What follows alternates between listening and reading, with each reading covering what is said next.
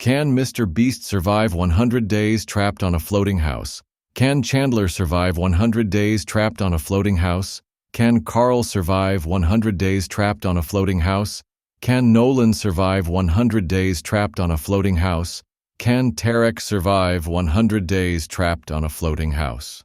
The challenge begins with Mr. Beast standing on a massive floating house anchored in the middle of a wide, endless lake with no land in sight. As Chandler, Carl, Nolan, and Tarek step onto the platform, waves crash against the wooden edges, rocking the entire structure from side to side. The rules are simple: survive here for 100 days with only the supplies on board and no way to call for outside help, except for emergencies on day 1. Mr. Beast opens a hatch to reveal a small storage room packed with canned food, water filters, and survival gear. But he quickly warns that the food must last the entire challenge, which means strict rationing. Within the first few days, the team explores the floating house, discovering it has multiple small rooms, a basic kitchen, and a narrow observation deck above the water. But the real problem hits when strong winds roll in, causing the entire house to tilt dangerously, forcing Carl and Nolan to rush and secure ropes and anchor points by day.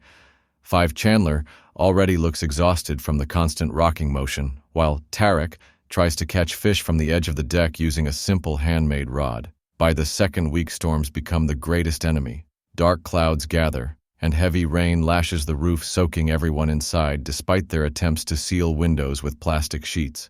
Mr. Beast keeps morale up by setting mini challenges inside the house, like building a rainwater collection system and rearranging rooms for better space management. However, when lightning strikes close to the floating house on day 17, the shock sends everyone scrambling to secure electrical devices. As the days pass, cabin fever starts to creep in, and Carl suggests creating a small garden using leftover seeds, soil from storage, and empty food cans as planters.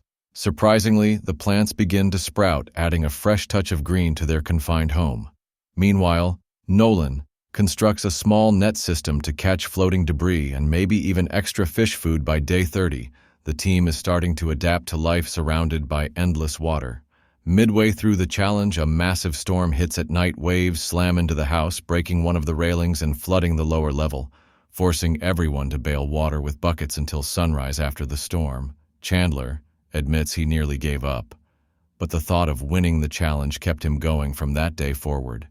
Everyone takes turns keeping night watch to ensure no damage goes unnoticed. By day 60, food supplies are dangerously low, so Tarek takes the lead in creating a fishing station on one corner of the deck, while Carl experiments with drying fish in the sun for long-term storage. The constant sound of water slapping the walls becomes both a comfort and a reminder of their isolation. During calm days, they dive into the water to cool off while carefully staying tethered to ropes for safety. In the final stretch, fatigue and boredom weigh heavily, but Mr. Beast surprises the group with a hidden crate he had secretly stashed under the floorboards, filled with snacks and fresh water to celebrate reaching day 90.